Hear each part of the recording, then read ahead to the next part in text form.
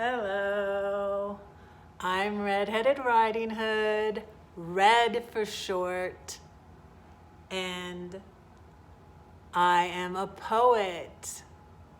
I'm not really a cook, and so I need to do more poetry on my channel.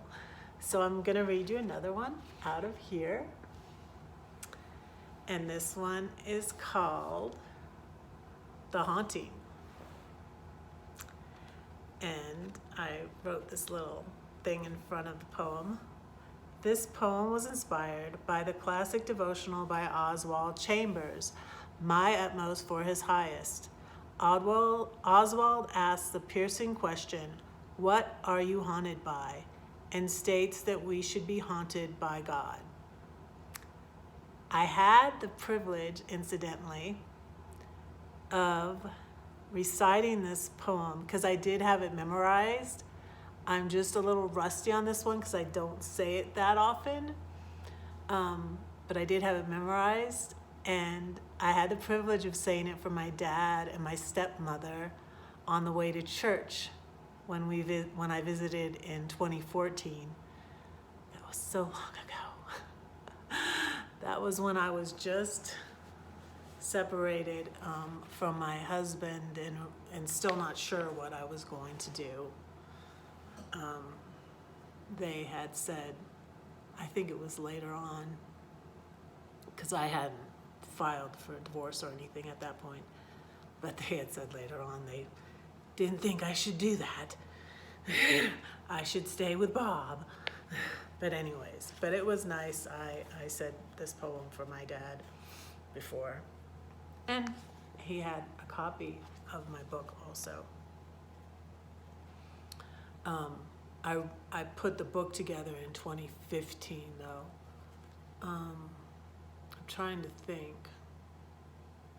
So maybe it was 2015 when I said it for him. I can't remember. I don't think I went to visit him in 2015 though. I think I did it, I think it was 2014. Anyways, let me just say the poem. It's called The Haunting. I could just run away, try to live my way another day. But what would be the use? Wasted time, a wasted life. But then again, I could give it all to him and he transforms it. If I turn to the left or to the right, you're halfway there, or perhaps not quite. I hear him all the time. I open my eyes and he lights up the sky. In a song I see him, in a tree he's there. What is this love he has for me? Wherever I go, to a movie or a show, there isn't a thought he doesn't know. He is the great I am, and yet he is my friend. It's too wonderful to comprehend. He'll always be there till the end.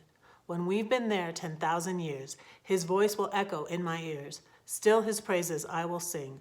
Always and forever, he is my king. I sung in the choir at my old church. My old church. It used to be my new church when I left the other church. In 2002, we changed churches, but now it's the old church again. I don't know how many years I did, so that must have been from 2012 to 2015 when I left there. Yeah, and I really, really loved it. And it was funny because, and that must have been the time, 2014, when I said that for my dad and my stepmother, because we were driving to church and I sang in the choir with my dad. And I had never done that before because I had sung in the choir before.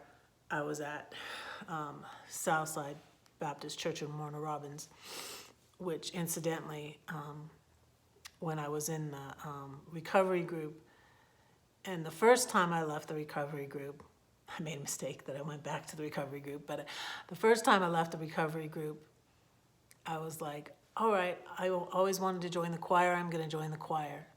And I was so glad I did. And even that woman that spiritually abused me, I wrote her a thank you note. And I got her a gift when my sister-in-law and I went to North Carolina. I got her a gift.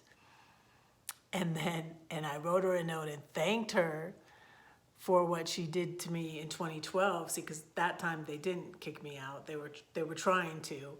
She sent me to the sex addicts class, and she wanted me to get a sex addict sponsor. So I just left the recovery group that time and joined the choir. But then I was still having problems, which I felt were codependency, although she felt I didn't belong. I'm like, trust me, lady, I'm codependent. That's the group I need to be in. I can pick my own group. But anyways, she was very, very domineering, controlling, and didn't like me. And I really should have tried to find somewhere else to get help or something. But I mean, it was my church, and at that time I loved my church. But anyways, it's funny how I'm getting this story in here. Okay, so yeah, so that's how I ended up in the choir. And then in 2014, when I visited my dad and my stepmother, I sang in the choir with my dad at his church. And that's the time I have a video of his pastor saying her benediction at the end on I've shared it several times. But anyways, and I said that poem for them. And there's something in the end of that poem when I said, when we've been there 10,000 years, and I usually get a lyric from a pop song, a recent song, or something, but that was a good poem to say for them because my stepmother was a pianist at the church, and she knew right where that lyric or that line is from. Do you know where it's from? I'll give you a hint.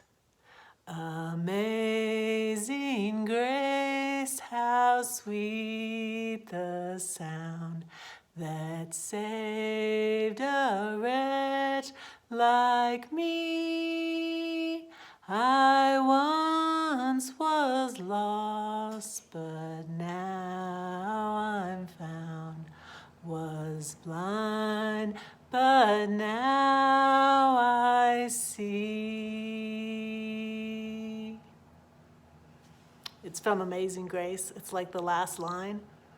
I'm not sure which line it is, but when we've been there 10,000 years, bright shining as the sun, we've no less days to sing God's praise than when we first begun.